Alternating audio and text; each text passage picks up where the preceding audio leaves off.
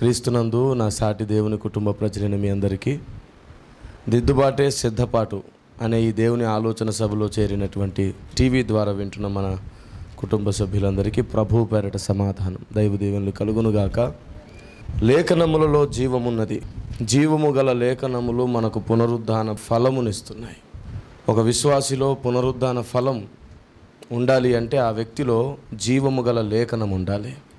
లేఖనములు లేకుండా ఒక వ్యక్తి పునరుద్ధాన ఫలం అనుభవించుట అసాధ్యం. పునరుద్ధానము పొందుట వేరు, పునరుద్ధాన ఫలము పొందుట వేరు. అదేంటండి రెండు వేరు వేరు చేసేసారు? వాస్తవానికి పునరుద్ధానమైన పునరుద్ధాన ఫలమైన ఒకటే కదా అంటే కాదు. మనము బ్రతుకుండగానే క్రీస్తు పునరుద్ధాన ఫలం అనుభవిస్తాం.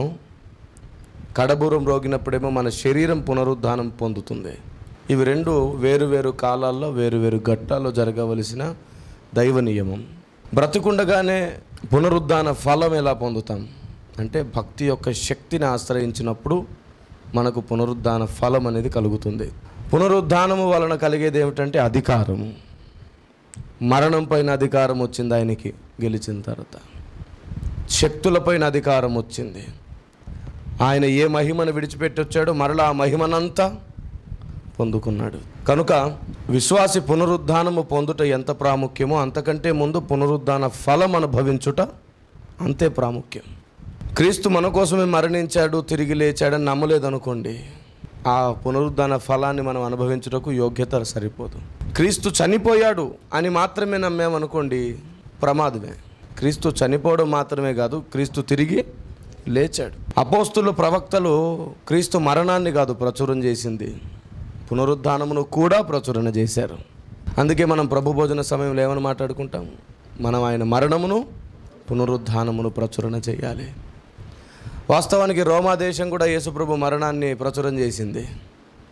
కేవలం మనం మరణాన్ని మాత్రమే ప్రచురిస్తే మనం సాతాను గుంపులో చేరినట్లే. రోమా ప్రభుత్వం అవును ఆయన చనిపోయాడు కానీ తిరిగి లేగలేదు, ఆయన శవాన్ని ఎవరో ఎత్తుకెళ్ళిపోయారు అనే వార్త మోసింది బాగానే. ప్రస్తుతం ఇంకా ఆ వార్త చలామణిలో ఉంది. చాలామంది ముస్లిం సహోదరులు కూడా అదే అంటారు, ఆయన పునరుద్ధానం పొందలేదు, చనిపోయాడు. ఇంకొందరు అయితే అంటారు శిలువ మీద ఆయన మరణించక ముందే ఎత్తబడ్డాడు, హానోకులాగా ఏలియాలాగా అని కూడా అంటారు. క్రైస్తవ వ్యతిరేకులు కూడా కొందరు అదే బాణీలో ఉండి యేసు ప్రభు మరణించాడు అందరిలాగే కానీ తిరిగి లేవడం అనేది జరగలేదు, ఇదంతా వీరి ఊహ మాత్రమే అని అంటారు. ఎందుకంటే ఒక ప్రభుత్వమే ఆ ప్రస్తావన చేసింది కాబట్టి. ప్రభుత్వము ఆ ప్రస్తావన చేయడానికి కూడా విశ్వాసులే కారణమయ్యారు. మగ్దలేని మరియ పరిగెత్తుకుంటూ వచ్చి నా ప్రభుని ఎవరో ఎత్తుకుపోయారనే మాట ఆ ఊరంతా ప్రచారం చేసేసింది. శిష్యుల దగ్గరికి వెళ్ళేలోపు ఆమె ఏడుపును చూసిన వాళ్ళల్లా అడిగారు, ఏంటి ఏడుస్తున్నావు, ఏమైంది నీకు?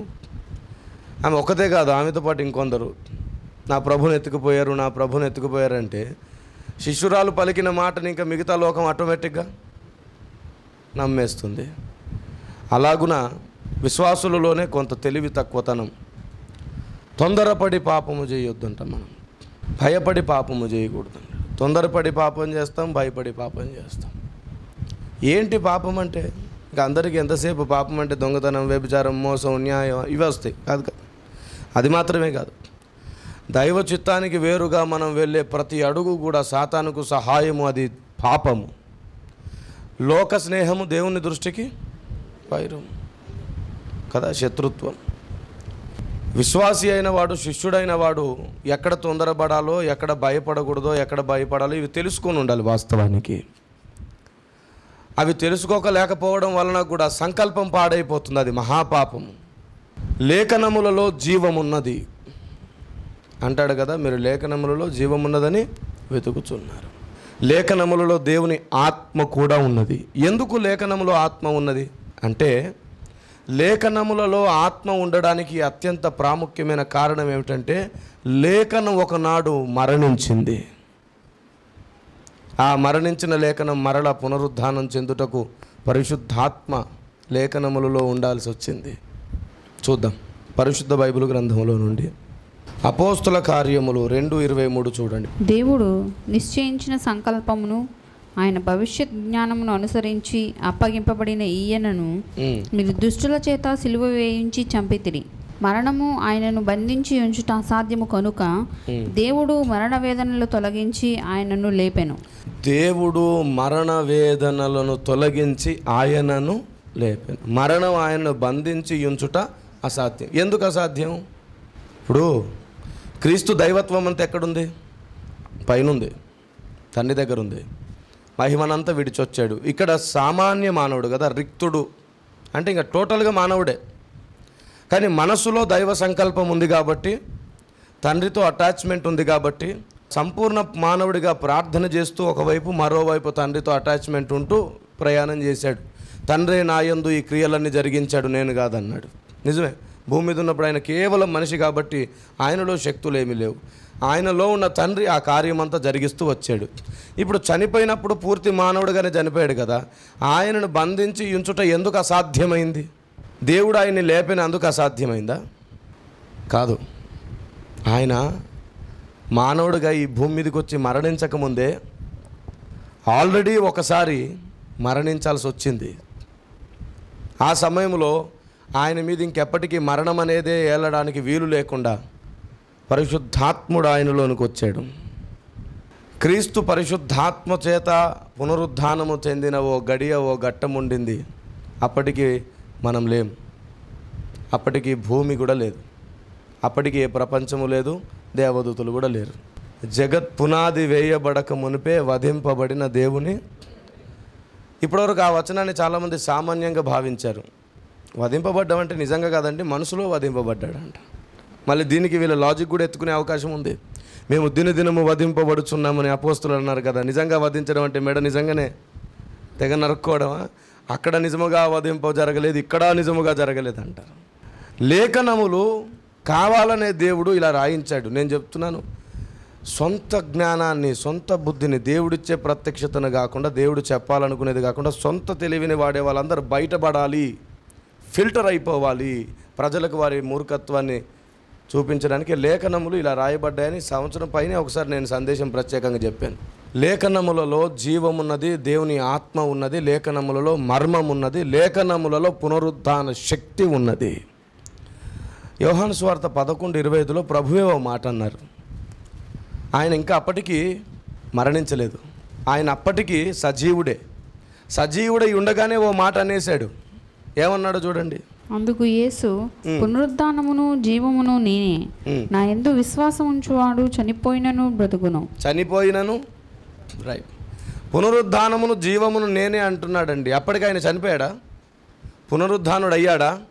పునరుద్ధానుడు అయిన తర్వాత పలకాల్సిన మాట పునరుద్ధానానికి ముందే నేనే పునరుద్ధానమును అంటున్నాడు. అంటే అది కాదు కిరణ్ పాల్ గారు, నేనే పునరుద్ధానమును అంటే అర్థం ఏమిటంటే ఇక మీదట నేనే పునరుద్ధానమునని. దేవుడు అలా చెప్పట్లేదు. ఆయన పునరుద్ధానుడు అయిన తర్వాత నేనే పునరుద్ధానమును అని చెప్పడం కాదు. ఆయన పునరుద్ధానుడు కాకముందే పునరుద్ధానుడు అంట.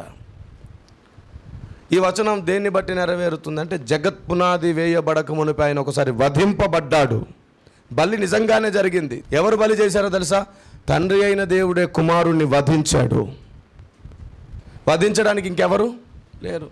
తండ్రిలోని ఒక ప్రతిరూపం, కుమారునిలోని ఒక ప్రతిరూపం విశ్వ బలిపీఠం మీద నిలుచొని ఉండగా అక్కడ వధింపబడింది. దాని పూర్తి పరిపూర్ణత మనకు అర్థం కావడానికి ఈ భూమి మీద దేవుడు తన సంకల్పము చొప్పున ఒక కార్యాన్ని జరిగించాడు అబ్రహాము జీవితంలో. అబ్రహాము కత్తెత్తి బలి ఇవ్వబోతున్నప్పుడు దేవుడు ఆపాడు. వాస్తవానికి అక్కడ ఆపడానికి ఎవరు లేరు, దేవుడు ఇచ్చేశాడు బలి. అందుకే ఇస్సాకుకు క్రీస్తుకు అక్కడే ముడి పెట్టబడింది. అంటే అప్పుడు అబ్రహాం ఎవరి ప్లేస్లో ఉన్నాడు? తండ్రి అయిన దేవుని ప్లేస్లోకి వెళ్ళిపోయాడు. ఇస్సాకేమో క్రీస్తు. అలాగే క్రీస్తు విధేయత చూపించాడు తండ్రికి ఈ విశ్వ నిర్మాణము సంపూర్ణమవుటకు, సంకల్పించినటువంటి ఆ కార్యం జరుగుటకు. వధ నిజంగానే జరిగింది. ఇక్కడ వరకు మీరు ఒక మాట విన్నారు కదా. ఇప్పుడు మీకు ఒక విషయం చెప్తున్నాను. ఎందుకు జరిగింది? జగత్ పునాది వేయబడక మునిపే వధ ఎందుకు జరిగింది? ఏం అవసరం? పాపం లేదు అప్పుడు. ఇప్పుడు వధింపబడ్డాడంటే చనిపోయాడు కదా అప్పుడు. మరి అప్పుడు చనిపోతే అప్పుడే మరణం ఉందా? పాపము రాకముందే మరణం ఎక్కడిది? మరణ బలము ఎవరికి ఉందంట? సాతాను ఎవడంట? మరణ బలము గలవాడు. పడిపోయిన కెరూబు సాతానా? అసలు వీళ్ళు ఎవరు లేకముందే సాతాను ఉన్నాడా? మరి అప్పుడు ఏం బలం కలిగినోడు వాడు? అంటే మరణం ఎవరిలో ఉంది అప్పటి నుండి? ఆ చీకట్లోనే మరణం ఉంది. అసలు వాడే పెద్ద మరణ ఛాయేవాడు. వాడు ఎవరితో సహవాసం చేస్తే వాడికి ఇంకా శాశ్వత మరణమే. అదే క్రీస్తుతో సహవాసం చేస్తే శాశ్వత జీవం. అంటే క్రీస్తులో శాశ్వత జీవం ఉంది మొదటి నుంచే, వీడిలో శాశ్వత మరణం ఉంది. మరణం ఉందా లేదా మొదటి నుండే? సమస్త నిర్మాణం జరగక ముందు నుంచే ఉంది మరణం. అది చీకటిలో ఉంది. మరి పాపం వలన వచ్చు జీతం మరణం, అదే మానవునికి. కానీ పాపం బయలుపడిన తర్వాతనే మరణం వచ్చింది, మరణానికి జీవం వచ్చింది. అవును, అప్పటి వరకు మరణం వానిలో మృతతుల్యంగానే ఉంది, పని చేయట్లేదు. కానీ ఎప్పుడైతే మానవులు పాపం చేశారో అప్పటి నుంచి మరణం అందరి మీద పని చేయడం స్టార్ట్ చేసింది. అప్పటి వరకు పని చేయట్లేదు. ఆల్రెడీ ఉన్న ఆ మరణపు ముళ్ళును దేవుడు ఏనాడో విరగ్గొట్టి పడేశాడు. హెబ్రీ పత్రిక చూడండి ఒకసారి, 4వ అధ్యాయం 3వ వచనం చూడండి. కాగా జగత్పునాది వేయబడినప్పుడే ఆయన కార్యములన్నీ సంపూర్తి అయి ఉన్నను. ఏమైనాయి అంటండి? అదేంటి? కార్యములన్నీ ముందే కంప్లీట్ అయినాయంట. మరి ఇప్పుడేం జరుగుతుంది? ఆల్రెడీ కార్యములన్నీ సంపూర్ణమైపోతే ఇప్పుడు ఏం జరుగుతుంది అంటే మరణం అప్పుడే అయిపోయింది, పునరుద్ధానం అప్పుడే అయిపోయింది, అన్నీ అప్పుడే అయిపోయినాయి. ఆయన గెలుపు కూడా అప్పుడే ప్రకటించబడింది. తన భార్యగా ఎంతమంది ఉండబోతున్నారో నిర్ణయం కూడా అప్పుడే జరిగిపోయింది. ఉగ్రతకి ఎంతమంది వెళ్తారో నిర్ణయం జరిగిపోయింది. మనం ఎలా బతకబోతున్నామో నిర్ణయం జరిగింది. మన భవిష్యత్ అంతా అప్పుడే నిర్ణయం జరిగిపోయింది. అంటే మన భవిష్యత్తును దేవుడు నిర్ణయించలేదు, కాలక్రమేపీ ఏం జరగబోతుందో ఎరిగిన దేవుడు సమస్తాన్ని ముందే నిర్ణయించేశాడు. అంటే ఆయన కార్యములు ఇంకేం మిగిలి లేవు, ఆయన గెలిచేశాడు ఆల్రెడీ. Praise the lord. ఆయన గెలిచేశాడు అని నువ్వు గుర్తెరగడం వలన నువ్వు ప్రతిరోజు గెలుస్తూ ఉంటావు పునరుద్ధాన ఫలమును బట్టి. ఒక పెద్ద రోగం నీకు వచ్చింది, నేను నిన్ను అడుగుతున్నాను, ఆ రోగాలన్నింటినీ దేవుడు గెలిచాడా లేదా? మన రోగములన్నింటినీ ఆయన కదా వహించాను, మనందరినీ భరిస్తున్నాడు ఆయన. ఇప్పుడు పెద్ద రోగం వచ్చింది, దాని మీద నీకు అధికారం ఉందా లేదా? అసలు ఆ విశ్వాసం నీలో కలిగించినప్పుడు పునరుద్ధాన ఫలం పనిచేస్తుంది. ఏ రోగమా, నిన్ను ఆజ్ఞాపిస్తున్నాను, నా దేవుడు నిన్ను ఎప్పుడో గెలిచాడు. నువ్వు నా విశ్వాసాన్ని పడగొట్టి నువ్వు ఏదో నన్నేలాలనుకుంటున్నావు. నాకు ఆల్రెడీ అర్థమైపోయింది, నీ గుట్టు రట్టయిపోయింది. నిన్ను యేసు నామములో బంధిస్తున్నాను. పెద్ద సమస్య ఒకటి వచ్చింది, సమస్యలన్నింటినీ ప్రభువు ముందే గెలిచాడా లేదా? ఆ విశ్వాసం నీలో కలిగినప్పుడు పనిచేస్తుంది. క్రియలు లేని విశ్వాసం అంటే, క్రియలు కలగాలంటే ముందు మనకి ఏం కావాలి? విశ్వాసం కావాలి. విశ్వాసం లేకుండా దేవునికి ఇష్టమైనట అసాధ్యం. ఏం విశ్వసించాలి? ఆయన సమస్త కార్యములను ముందే జరిగించేశాడు. భూమి పుట్టక ముందే యజ్ఞం అయిపోయింది, పాపమును గూర్చి, సమస్త విశ్వమును గూర్చి. ముందే ఎందుకు యజ్ఞమైందో చెప్తున్నాను. ముందైతే మళ్ళీ ఎందుకు భూమి మీదకి రావాల్సి వచ్చింది? 2 సార్లు యజ్ఞమా? ఇలాంటి గడ్డు ప్రశ్నలకు ఖచ్చితమైన సమాధానం బైబిల్ ఇస్తుంది, చెబుతాను. బైబిల్లో ఇంకో మాట కూడా రాయబడింది. ఈ భూమి మీద మనం కూడా పునరుద్ధానం చెందిన తర్వాత ఈ భూమిని విడిచిపెట్టి వెళ్ళిపోతాం. ఎక్కడికి వెళ్తాం? చాలామంది ఏమనుకుంటున్నారంటే నూతన భూమి నూతన ఆకాశంలోనికి వెళ్తాము అంటున్నారు. లేదు, మన కోసం నూతన భూమి నూతన ఆకాశం లేదు. మన వలన జరిగే ఓ కార్యం కొరకు నూతన భూమి నూతన ఆకాశం నిర్మించబడుతుంది. నూతన భూమి నూతన ఆకాశంలో మనం నివాసం చెయ్యం. మనం నివాసం చేసే ప్లేస్ నూతన యెరూషలేము పట్టణం. మనం క్రీస్తుతో అందులోనే ఉంటాం. తగిన సమయంలో మనం పరలోకానికి కూడా వెళ్తుంటాం, వస్తుంటాం ఆయనతో పాటు. కానీ మనం ఉండేది మాత్రం ఆ సూర్యస్థానమే. నూతన యెరూషలేము పట్టణం సూర్యుని ప్రదేశం. ఇప్పుడు సూర్యుడు ఎలాగైతే ప్రపంచం మొత్తానికి ఒకటిగా ఉన్నాడో అలాగే విశ్వమంతటికి నీతి సూర్యునితో ఏకమై ఉన్నటువంటి ఆ పట్టణము సూర్యకాంత తేజ రూపమై వర్ధిల్లబోతుంది. Praise the lord. అప్పుడు సూర్య వెలుగంతా ఇస్తుంది, ఎందుకంటే సూర్యుడైన దేవుడు ఆ పట్టణంలో ఉంటాడు. దాని వెలుగుకు భూరాజులు సంచరించబోతున్నారు. Praise the lord. సో మనం సూర్యుని ప్లేస్లోకి వెళ్తాం. నీతిమంతుడు సూర్యుని వలె తేజరిల్లుననే మాట నెరవేరిపోతుంది. ఆ మాట మనం నీతిమంతులమా? క్రీస్తుని ధరించుకుంటాం కాబట్టి మనం నీతిమంతులం అయిపోతాం. సూర్యుని ధరించిన వారం అవుతాం. మనం సూర్యుని ధరించి చీకట్లన్నీ తొలగిపోయేటట్లు క్రీస్తును ధరించుకున్నప్పుడు ఏమవుతుందంటే మన స్వాభావికమైన చీకట్లను కూడా మనం గెలుస్తాం. Praise the lord. కాబట్టి సూర్యుని ధరించి మనం కూడా సూర్యరూపకంగా ఆ పట్టణంలో ఉంటాం కాబట్టి నూతన భూమి నూతన ఆకాశంలో మనం ఉండం. మరి నూతన భూమి నూతన ఆకాశంలో ఎవరుంటారంటే దేవుడు మన ద్వారా కనబోతున్న కొత్త జనాంగం ఉండబోతున్నారు అక్కడ. ముఖ్యంగా బైబిల్లో శారీరకమైనటువంటి సంబంధంతో ఎప్పుడూ ఆలోచించద్దు. మనం అది ఆత్మతోనే సరిచూసుకొనవలెను. దేవునికి స్తోత్రం. దేవుడు మనకి ఏది నేర్పినా అక్కడ ఉండడానికి కావలసినదే నేర్పుతున్నాడు. యెషయా గ్రంథం 65:17. ఇదిగో నేను క్రొత్త ఆకాశమును క్రొత్త భూమిని సృజించుచున్నాను, మునుపటివి మరువబడును, జ్ఞాపకమునకు రావు. నేను సృజించుచున్న దాని గూర్చి మీరు ఎల్లప్పుడూ హర్షించి ఆనందించుడి. నిశ్చయముగా నేను యెరూషలేమును ఆనందకరమైన స్థలముగాను ఆమె ప్రజలను హర్షించు వారినిగాను సృజించుచున్నాను. ఎవరిని? ఆమె ప్రజలు ఎవరండి? అబ్రహామా, నీ ప్రజలను నేను దీవిస్తానంటే అబ్రహాం ప్రజలు ఎవరు? అబ్రహాం సంతానమే అబ్రహాం ప్రజలు.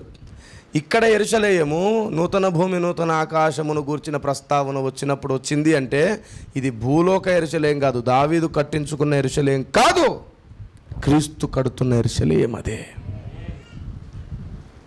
యెరూషలేం పట్టణం క్రీస్తు ఎలా కడుతున్నాడు? 12 గుమ్మములు, 12 పునాదులు, చౌకమైనది. ఆల్రెడీ దాన్ని ధ్యానం చేశాం కదా మనం. Praise the lord. ఒక అద్భుతమైన అందమైన ఎవ్వరు ఇప్పటివరకు ఊహించలేనంత అతి శ్రేష్టమైన నాణ్యత కలిగిన పట్టణం అదే. మీరు ద్వారం దగ్గరికి వెళ్తే ద్వారం మీతో మాట్లాడుతుంది. అప్పుడు ద్వారం నీకు స్వాగతం చెప్తుంది, ద్వారం నిన్ను పిలుస్తుంది రమ్మని. ఆశీర్వదింపబడిన వాడా అని ఏం పిలుస్తుందంట? గవిని పిలుస్తుంది, ద్వారము పిలుస్తుంది. పట్టణపు ద్వారము కూడా జీవం కలిగింది అక్కడ. Praise the lord. ఇక్కడ నూతన భూమి నూతన ఆకాశమును గూర్చిన ప్రస్తావన చేస్తూ ఆమె ప్రజలు అని మాట్లాడాడు కదా.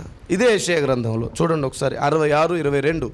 నేను సృజింపబోవు క్రొత్త ఆకాశమును క్రొత్త భూమియు లయము కాక నా సన్నిధిని నిలుచున్నట్లు నీ సంతతియు నీ నామమును నిలిచి ఉండును.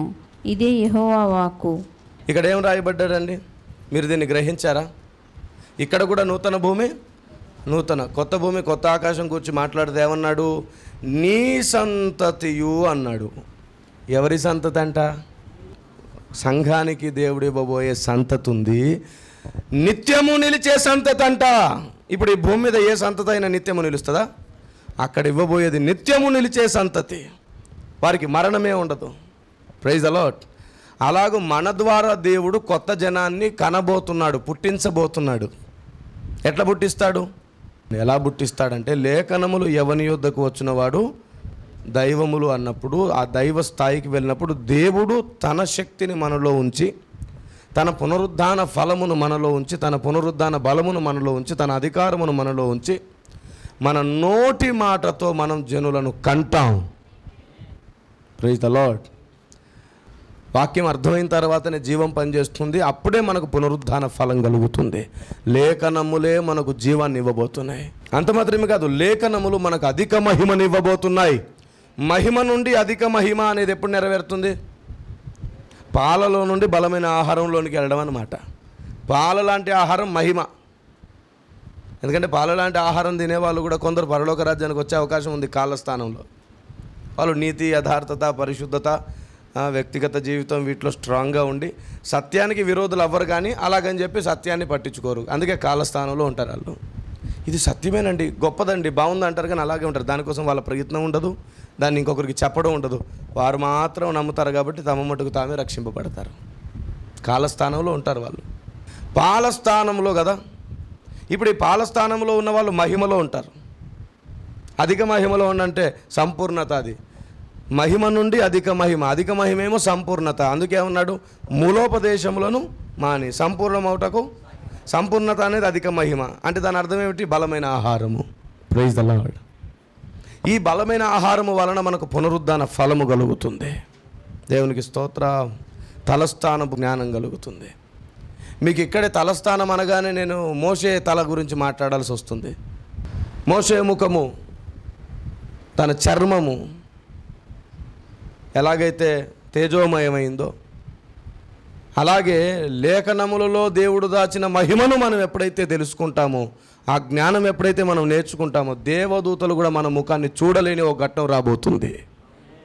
అవును, ఆ రోజు మన తల మీద కిరీటం ఉంటుంది. సమీపించరాని తేజస్సులోని మహిమను చూడలేమనుకున్నాము. పరలోక రాజ్యంలో ఒక ప్రతిరూపం వస్తే ఆ మహిమను చూడలేక 2 రెక్కలతో ఎగురుతూ, 2 రెక్కలతో ముఖాన్ని కప్పుకొని, 2 రెక్కలతో కాళ్ళను కప్పుకొని ఎగురుతూ దేవుని స్తుతించాము. చివరికి ఇప్పుడు మీ ముఖం కూడా తేజరిల్లిపోయింది, మీ ముఖం కూడా మహిమతో ఉంది, మిమ్మల్ని చూడలేకపోతున్నాము. మోషే ముఖము చూడ వెరిచిరి అన్న రోజు ఒక మాట మరల నెరవేరబోతుంది. అది ఎలా నెరవేరుతుంది? లేఖనము వలననే నెరవేరుతుంది. లేఖన సత్యము మనలో ఎప్పుడైతే జీర్ణమవుతుందో అప్పుడు మనకు పునరుద్ధాన బలము కలుగుతుంది. దేవునికి స్తోత్రం కలుగుతుంది. ప్రార్థన చేసుకుందాం. సర్వశక్తిమంతుడైన మా ప్రభువా, ఎంతో విస్తారమైన ఉన్నతమైన సందేశాన్ని దేవా నీ పిల్లలు విని దీనిని అనేకులకు అర్థమయ్యేటట్లు చేయడానికి సహాయం చేయండి. ఈ ఒక్క సందేశం నీ పిల్లలకు 10 సందేశాలుగా మార్చండి స్వామి. ప్రత్యక్షత నుండి ప్రత్యక్షత పొంది నీ పిల్లలు, నీ ప్రజలకు అర్థమయ్యేటట్లు చేయనివ్వండి. నీవు పునరుద్ధానము పొందావు విశ్వములోనే. ఒకసారి జగత్ పునాది వేయబడక మునిపే వధింపబడి నువ్వు బ్రతికావు. అందుకే నీవు పునరుద్ధానమై ఉన్నావు. సమస్తానికి నీవే పునరుద్ధానం. నీ యందే పునరుద్ధానం ప్రభువా. నీవు పునరుద్ధానమై ఉన్నావు గనక నీ యందు పునరుద్ధానం. నీ యందు విశ్వాసం ఉంచితే మేము నిత్యం బ్రతుకుతాం. అయ్యా నీకు మహిమ కలుగును గాక. మాకును పునరుద్ధానం ఇవ్వడానికి మానవ రీతిగా మీరు ఈ భూమి మీదకి వచ్చారు. మా పాపములను తొలగించడానికి వచ్చారు. మమ్మల్ని పాపము నుండి విడిపించడానికి వచ్చారు దేవా. నీ కృతజ్ఞతలు. ప్రాణమిచ్చి విశ్వాన్ని సంపాదించుకున్నవాడా నీకు మహిమ కలుగును గాక. మమ్మల్ని మేము నీ చేతికి నీ అధికారానికి అప్పగించుకుంటూ జరగబోయేదాన్ని ప్రవచన రూపంగా చెప్పి తర్వాత జరిగించినట్లుగా ముందుగానే దృష్టాంతములుగా జగత్పునాది వేయబడక మునిపే నీవు వధింపబడి తర్వాత దాన్ని ప్రభువా దాని పరాకాష్ఠ నెరవేర్పు శిలువలో ముగించి మీరు విజయోత్సవము చేత మరలా సర్వాధికారములు పొంది సమస్త శక్తుల మీద అధికారం పొందినందుకు నీకు మహిమ కలుగును గాక. మరణ శాసనము రాశావు దేవా. నీ పునరుద్ధాన ఫలమును మీరు మాకు అనుగ్రహించారు. మీరు మరణించి తిరిగి లేచి జగత్పునాది వేయబడక మునిపే మరణ శాసనము రాసావు. నువ్వు మరణించి దాన్ని నెరవేర్చడానికి దిగి వచ్చినందుకు నీకు మహిమ కలుగును గాక. అయ్యా నీ నియమాన్ని ఇంకా స్పష్టంగా అర్థం చేసుకోవడానికి మాకు నేర్పండి. మమ్మల్ని మేము నీ చేతికి అధికారానికి అప్పగించుకుంటూ యేసు పేరట ప్రార్థన చేస్తున్నాము తండ్రి. Amen. May God bless you. దేవుడు మీకు తోడేయుండును గాక. ఈ సందేశం ఒకసారి అర్థం కాకపోతే మరలా వినండి. తప్పక దేవుడు మీకు స్పష్టతనిచ్చును గాక. God bless you. సర్వ సత్యమేవ జయతే. ఆమేన్. క్రీస్తునందు నా సాటి దేవుని కుటుంబ ప్రజలారా, ప్రభు పేరిట మీ అందరికీ సమాధానం కలుగును గాక. ఇప్పుడు మీ అందరికీ శుభవార్త. గుడివాడ బేతవోల్ వాటర్ ట్యాంక్ పక్క వీధిలో ఉన్నటువంటి WCM చర్చ్లో మీ అందరి కోసం ఉదయకాలపు ఆరాధన ప్రారంభించడం జరిగింది. ప్రతి ఆదివారం ఉదయం 7 గంటల నుంచి 9 గంటల వరకు మొదటి ఆరాధన, ఉదయం 9:30 నుండి 12:30 గంటల వరకు రెండవ ఆరాధన, సాయంత్రం 6 గంటల నుండి 8:30 గంటల వరకు తమిర్షి గ్రామంలో మూడవ ఆరాధన జరుగుతుంది. అద్భుతమైన స్తుతి ఆరాధన, వాక్య ధ్యానము, ప్రభు శరీరము రక్తము తిని త్రాగే అనుభవంలోనికి, దేవుని నియమంలో సాగిపోయే అద్భుతమైన ఘట్టంలోనికి మిమ్మల్ని ఆహ్వానిస్తున్నాను. అత్యంత త్వరలో మా హిందీ ఆరాధన, ఇంగ్లీష్ ఆరాధనలు కూడా ప్రారంభించబడబోతున్నాయి. ప్రార్థన చేయండి, పాల్గొనండి. వాక్యం లేక ఇబ్బంది పడుతున్న వారులారా, ఏ మందిరానికి వెళ్ళలేక ఇబ్బంది పడుతున్న వారులారా, మీకు స్వాగతం. దేవుడు మీ అందరికీ తోడయ్యుండును గాక. God bless you.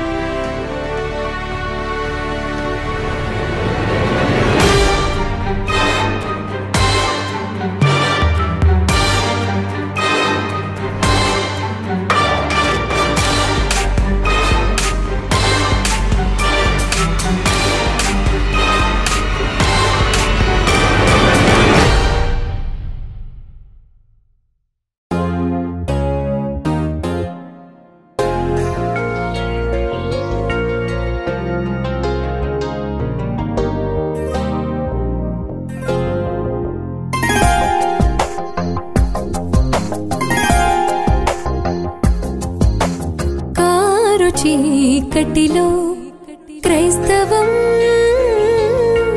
సత్యానికి తల వంచని వేషమే మోసము. మార్చుకోని గుణం చంపుకోని అహం దుర్దినం రాకముందే మేలుకో తక్షణం వేడుకో క్రీస్తుని. ఆరు చీకటిలో క్రైస్తవం సత్యానికి తల వంచని వేషమే